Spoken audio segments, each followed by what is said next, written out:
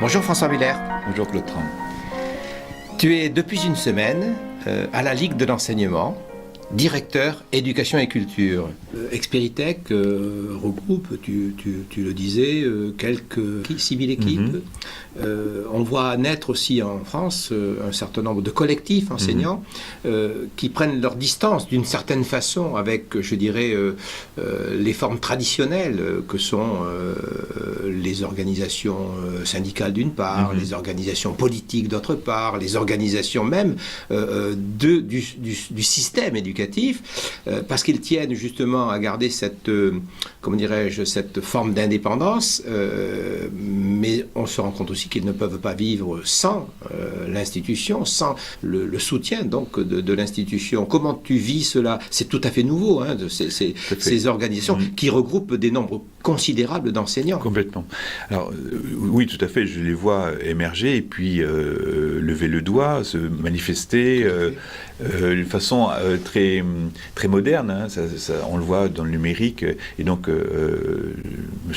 moi j'étais promoteur aussi de ce réseau social professionnel au sein de l'éducation, et donc on a vu très vite apparaître des gros groupes, hein. Alors certains étaient plus ou moins, on va dire, téléphonés, c'est-à-dire qu'on les voyait apparaître et puis on voyait qui était derrière, mais d'autres étaient absolument inédits, et donc ces différents groupes, hein, je les vois comme autant de manifestations très dynamiques, hein, très émergentes, justement du processus de développement professionnel.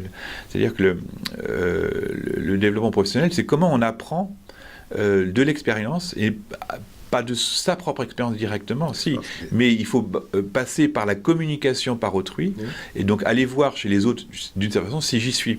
Et donc, le fait de se fédérer autour d'objets ou de questions professionnelles, l'histoire de Inversons la classe est complètement symbolique, plus que symbolique, elle est réelle, où je me pose la question de « ça marche plus avec mes élèves », plus comme ça en tout cas, je vais voir ailleurs. Et donc je vais aller voir ailleurs d'abord comment ça se passe, et puis je vais proposer un ailleurs aux élèves, donc on change finalement l'équation scolaire. Dans cette équation qui était fixée, finalement, où tout était connu, on va mettre de l'inconnu. Et donc on va changer des variables qui étaient données comme invariantes, qui étaient le temps, l'espace, voire même les contenus.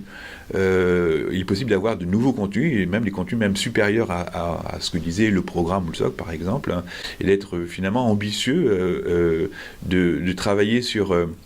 on pourrait dire une déformalisation de l'école, c'est-à-dire que l'école formelle, elle est connue, c'est une équation, un maître, des horaires, un contenu, une classe, hein, ça peut toujours fonctionner, certaines fois, mais c'est une forme, c'est pas la forme. Et donc, quand on parle de déformaliser ou rendre l'école plus informelle, c'est de changer des variables de cette équation. Et donc, si on change le temps, quelle gradation, si on change l'espace, si on change les groupes, par exemple travailler avec des grands groupes peut être extrêmement intéressant pour travailler après des tout petits groupes, et donc le groupe de 25 ou 30 n'est pas donné en soi, enfin c'est pas gravé dans le marbre, et c'est pas d'ailleurs dans la dynamique des groupes forcément le meilleur des groupes. Travailler avec des supports variés, on va retrouver toute l'histoire de la diversification pédagogique qu'on a développée depuis 30 ans avec André de Peretti, à qui il faut rendre hommage désormais.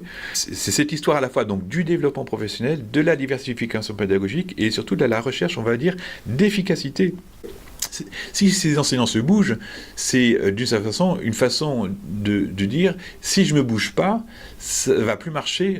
Je sens bien que j'ai des difficultés, que c'est en train de coincer un certain nombre de choses, et donc c'est vraiment une focalisation beaucoup plus forte sur les apprentissages que sur l'enseignement. C'est important ça. C'est-à-dire que c'est plus je vais faire mon programme, c'est qu'apprennent-ils ? Et donc cette petite révolution qui est tout et rien en même temps, c'est rien au sens que le contenu en soi n'est pas primordial, c'est comment je regarde, comment je vais être sensible à ce qu'ils ont effectivement appris. N'y a-t-il pas un risque que, je veux dire la centrale, le système éducatif n'évolue pas, même qui ne pourrait pas accompagner véritablement l'ensemble de tous ces acteurs en transition, en évolution? Le système évolue forcément parce que le système, c'est toi, c'est moi. Enfin, on est chacun acteur du système. Donc, c'est ce que je dis souvent à des collègues enseignants qui disent mais l'institution, elle veut pas. Je lui dis chaque fois, tu sais, chaque fois que tu fermes la porte avec tes élèves, l'institution, c'est toi. Hein. On est en train de vivre ce changement où, précisément, c'est ce que disait Edgar Morin.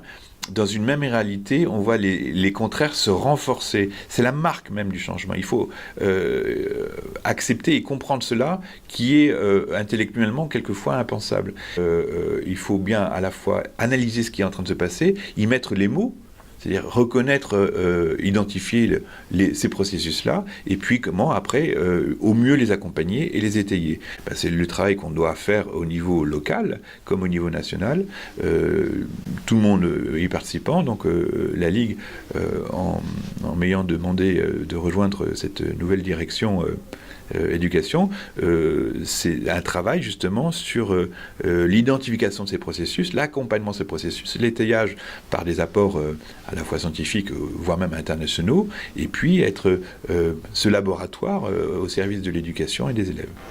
Merci beaucoup François Muller. Merci Claude.